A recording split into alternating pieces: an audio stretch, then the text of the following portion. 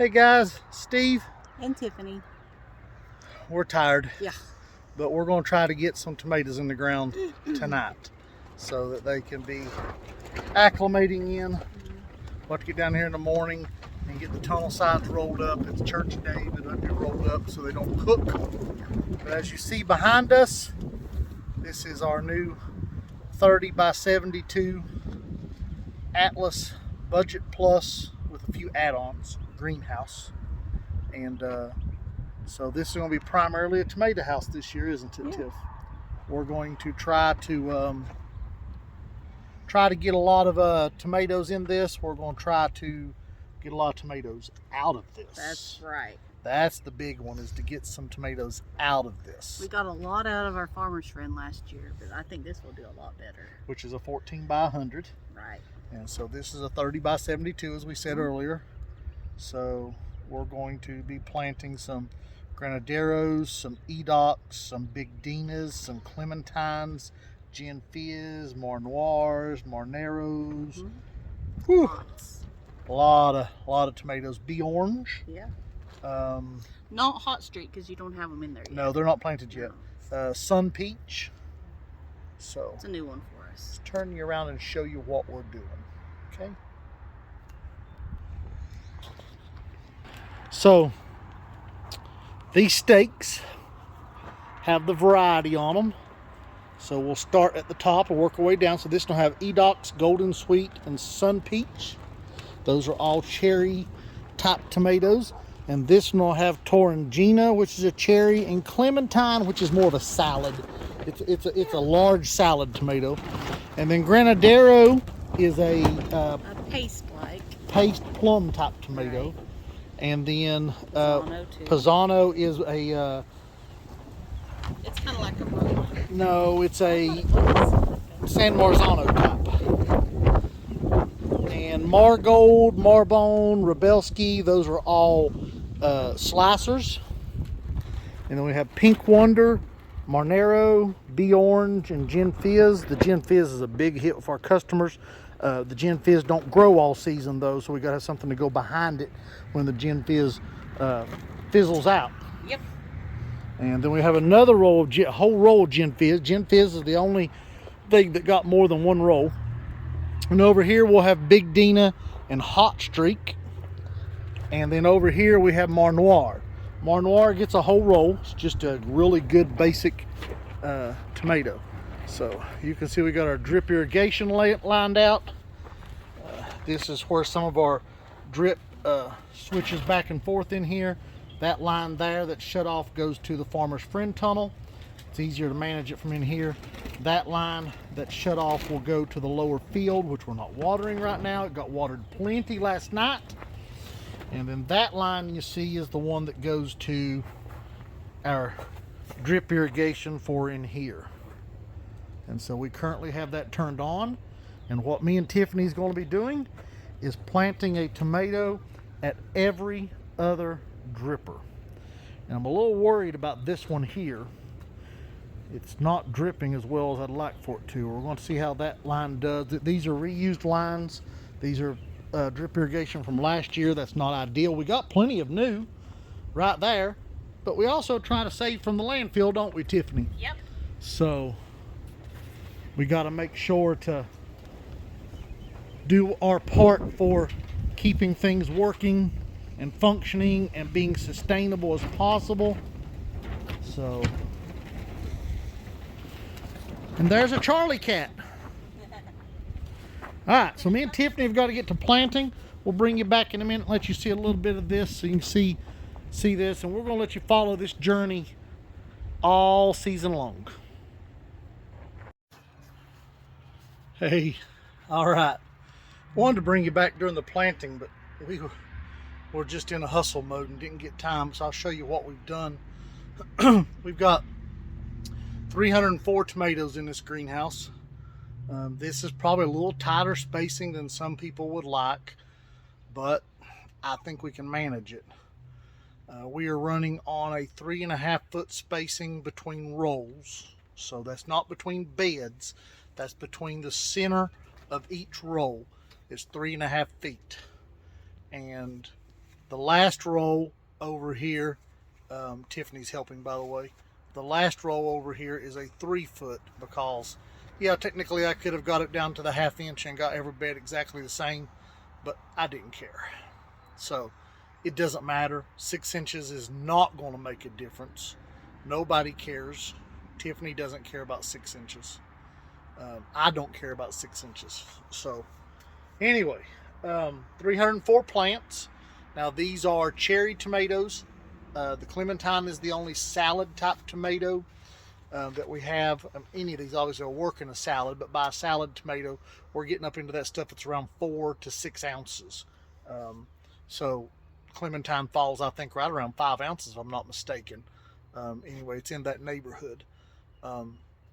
So you'll see in the background, we've already dropped the sides and dropped the end walls. The only thing I have opened is our little man door here on the end. And that was because, and probably should have done it a little bit quicker, but the cloud cover really caught us real fast. The sun was not set, but the cloud cover came over and took all the heat away really fast. Now, it's by no means cold here. I'm going to speculate we're about 60 degrees, but I would have liked to trap more of that heat in here to keep this soil really good and warm when we drop the sides. So we'll have to be down here early in the morning when we get up and get ready for church. We'll have to come down here before we take our showers, open this tunnel so that the air can be moving in it while we're getting ready, because we don't need the sun down here beating on this thing and on these new plants in the ground, because they won't make it. We're going to hope for good weather for the next few days and that things work out in our favor with these so that they can get a good foothold in the ground. I'll show you. We put these things down all the way to the top set of leaves on the smaller ones, and then these bigger ones are just about down to the, most of them are to the second set of true leaves. So we'll come back after these stabilize. We don't give them too much shock right now, and we'll take that bottom run of leaves off of that down there so that the plant can grow like it needs to, and then later we'll bring the next row of leaves off. But right now it's going to use those leaves for energy. We did a little bit of rearranging on our plan, changed everything, a few things, not everything. There's my lovely assistant who is tired and is wanting fed. She's hungry and I don't blame her. We really haven't eaten nothing but virtually nothing today, as a matter of fact. We're both running on reserve tanks. Yep. So body's eating its own. It's kind of like a cannibalism thing going on here with us. So I'm back to 3.5 foot spacing from center of one roll to center of the next roll. And these are done on a single roll. We didn't do a double roll. Could have done a double roll, but these are on a single roll. And the reason I did them on a single roll is I'm going to do a V system on these, which means each of these tomato plants will grow 2 stems. And so by that, I'll be able to produce more tomatoes during the season off of the same seed. Now these are greenhouse tomatoes, and greenhouse tomatoes generally get pretty expensive for the seeds. Some of these tomato plants that we are growing, the seeds are right at $1 a piece. And that's a lot, considering that your heirlooms are 5 cents a piece, sometimes 10 cents a piece every now and then, 50 cents if you're pushing the envelope. So $1 a piece gets pretty pricey, and most of these we have to buy them in bulk in order to get them down to under $1 a piece. Otherwise, they end up about $1.25, $1.50, sometimes even more than that for a seed. And it's the insanity. But in this greenhouse, we need the seeds that can handle the growing conditions and that thrive in these warm, humid conditions that the greenhouse puts out. And you might say, why? Why not just grow everything in the field? Well, the reason for not growing everything in the field is real simple. Disease pressure, early blight, late blight. And those things are caused by too much water, not enough sun. So moisture hanging on the leaves in the morning due to cloud cover breeds disease. Rain from overhead breeds disease. Now, we always water our tomatoes from the ground. Our tomatoes never get overhead rain unless God gave it to them from the clouds. So in this greenhouse, as you can see over top of my head back here, we have plastic. Obviously, that's the way this works, this high tunnel / greenhouse. And so that helps the water to shed off. So me and Tiffany can control how much water goes into the ground for these plants. And barring a line busting, we can stop any of these plants from ever having water on the leaves. That will greatly increase their ability to grow disease free. Now, the other thing about the rain from overhead and not being able to control your water is when your beefsteak tomatoes, I'm sure any of y'all that has ever grown them, you watch those tomatoes grow and grow, and they're looking so beautiful and they're gorgeous and they're just starting to ripen. Just, oh, they're starting to ripen, you can taste it. And then it comes a huge rainstorm and you come out the next day and every one of your tomatoes are split wide open. Now, that does not hurt the taste of that tomato. It's still going to taste good. Technically, a tomato with less water before you pick it will have more flavor. But the tomato itself is still going to taste good. The split doesn't hurt it. What it hurts is its storing ability. So a tomato that you might have been able to store for 3 to 7 days probably has a 24-hour shelf life. So it's pick it and eat it, which is not a problem unless you got 30 of them to pick. So now you got to can them.